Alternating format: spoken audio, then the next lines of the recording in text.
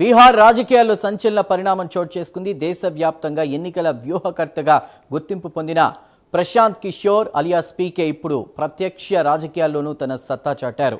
బాకింపూర్ assembly ఉప ఎన్నికల్లో Jan Suraj party అభ్యర్థిగా బరిలోకి దిగిన పీకే బీజేపీని చిత్తుగా ఓడించి ఘన విజయాన్ని సొంతం చేసుకున్నారు. సెట్టింగ్ స్థానాన్ని నిలబెట్టుకోవడంలో బీజేపీ విఫలం కావడం ఆ పార్టీకి గట్టి ఎదురుదెబ్బగా మారింది. తొలి ఎన్నికల్లోనే విజయం సాధించిన ప్రశాంత్ కిషోర్ గెలుపు అనంతరం బీజేపీ నాయకత్వంపై కూడా కీలక వ్యాఖ్యలు చేశారు. బీహార్లో ముఖ్యమంత్రి అభ్యర్థిని మార్చుకోవాలని బీజేపీ అధిష్టానానికి సూచిస్తూ రాజకీయ చర్చలకు తెరలేపారు.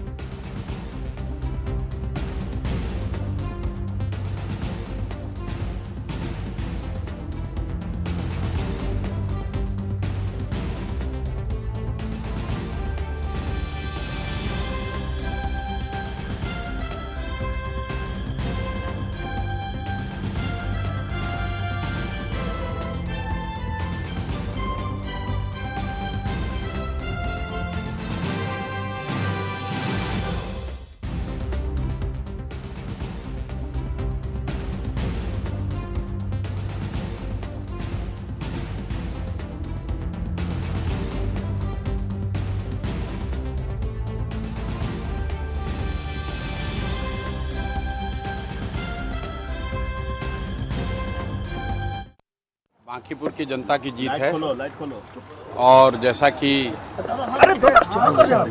चुनाव प्रचार के दौरान हम लोगों ने जो बात रखी थी, ये विधायक बनाने का चुनाव नहीं है, ये भाजपा के केंद्रीय नेतृत्व को ये संदेश देने का एक प्रयास है बिहार की जनता के द्वारा कि बिहार में किसी अच्छे व्यक्ति को मुख्यमंत्री बनाइए। आपको जनता ने 202 विधायक जिताए हैं। किसी अपराधी, किसी गलत चाल चरित्र चेहरा वाले व्यक्ति को बिहार का नेतृत्व मत दीजिए। अच्छे आदमी को बनाइए ताकि बिहार में भी शिक्षा हो, बिहार में भी बच्चों के लिए रोजगार हो, बिहार के बच्चों को भी बाहर मजदूरी करने न जाना पड़े। ये संदेश बांकीपुर के लोगों ने दिया है। बाकी विधायक जीतना हारना ये तो राजनीति है, चलता रहता है। जिन लोगों ने मत दिया उनका धन्यवाद कर रहे हैं। जिन्होंने मत नहीं दिया है उनको यही कहेंगे कि आपसे आपका विश्वास जीतने के लिए और मेहनत और प्रयास करेंगे। लेकिन महत्वपूर्ण बात यह है कि बिहार को अच्छा नेतृत्व मिलना चाहिए, बिहार सुधरना चाहिए और लोकसभा से पहले मोदी जी को, भाजपा को, अमित शाह जी को ये देखना चाहिए कि बिहार में कैसे बेहतरी हो, बिहार में बच्चों को रोजगार कैसे हो, पलायन कैसे बंद हो। एकमात्र यही उद्देश्य है। हम लोग को विधायक बन के ठेका पट्टा नहीं करना है। बांकीपुर की जनता की जीत है और जैसा कि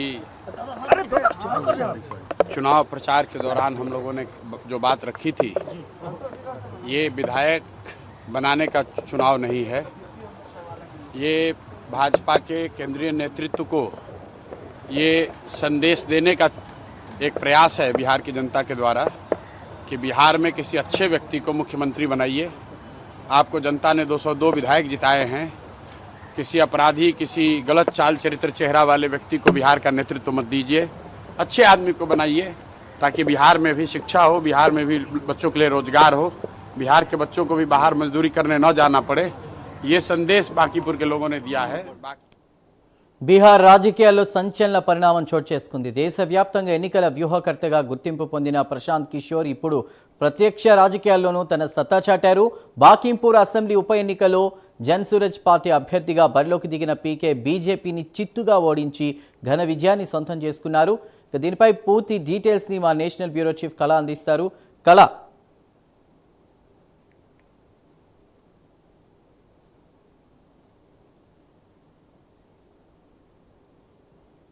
ప్లేస్ దాదాపు బీహార్ లో జరిగినటువంటి బంకిపూర్ యొక్క ఉప ఎన్నిక మీదనే అందరి దృష్టి ఉంది. దాదాపు బీజేపీ పోటీ పడుతున్నటువంటిది, ముఖ్యంగా ఇటు బీజేపీ పోటీ పడుతున్నటువంటి జన్ సూరజ్ పార్టీ నేత అంటే నిరసనల తర్వాత జరిగేటటువంటి ఉప ఎన్నిక బీజేపీ ఏ విధంగా నెగ్గుకొస్తుంది అన్నటువంటిది కూడా ఎంతో ఉత్కంఠతో ఎదురు చూసినటువంటి రాజకీయ విశ్లేషకులు.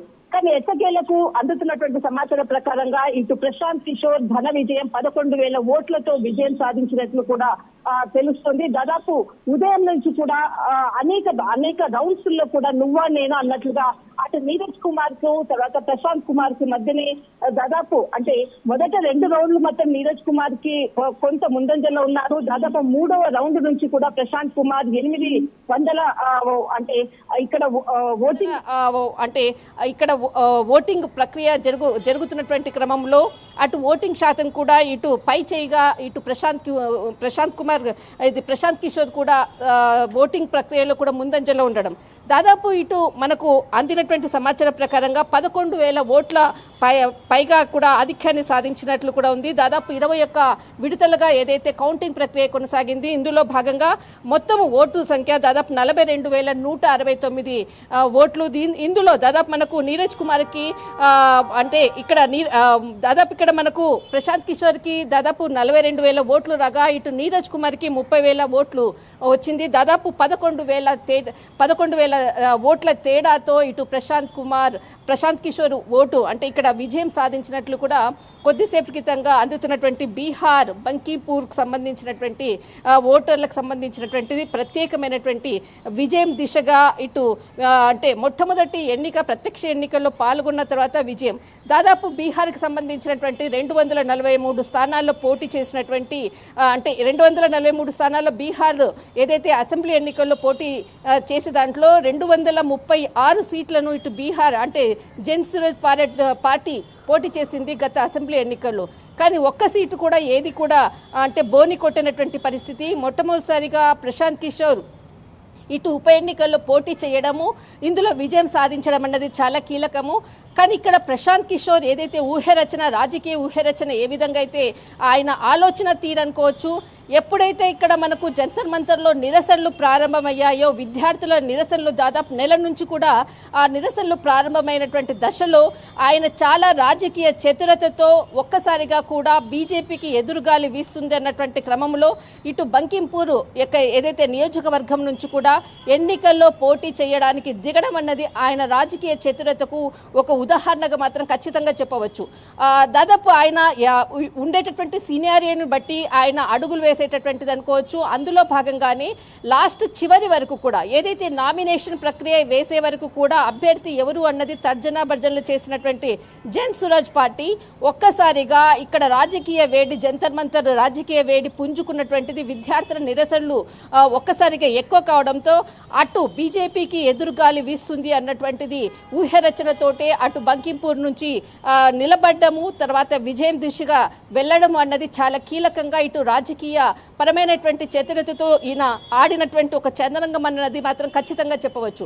దాదాపు 30 సంవత్సరాల పాటు ఉండేటటువంటి కంచుకోటగా ఉండేటటువంటి బీజేపీకి దాదాపు నితిన్ నబీన్ దాదాపు 5 సార్లు అదే స్థానం నుంచి పోటీ చేసినటువంటి ప్లేస్ నుంచి ఇటు ప్రశాంత్ కిషోర్ పోటీ చేసి గెలవడం అన్నది కూడా ఒక్కసారిగా కూడా బీజేపీ కంచుకోటను బద్దలు కొట్టింది అన్నటువంటిది మాత్రం వార్తలను ఇక్కడ చాలా క్లియర్గా చెప్పవచ్చు.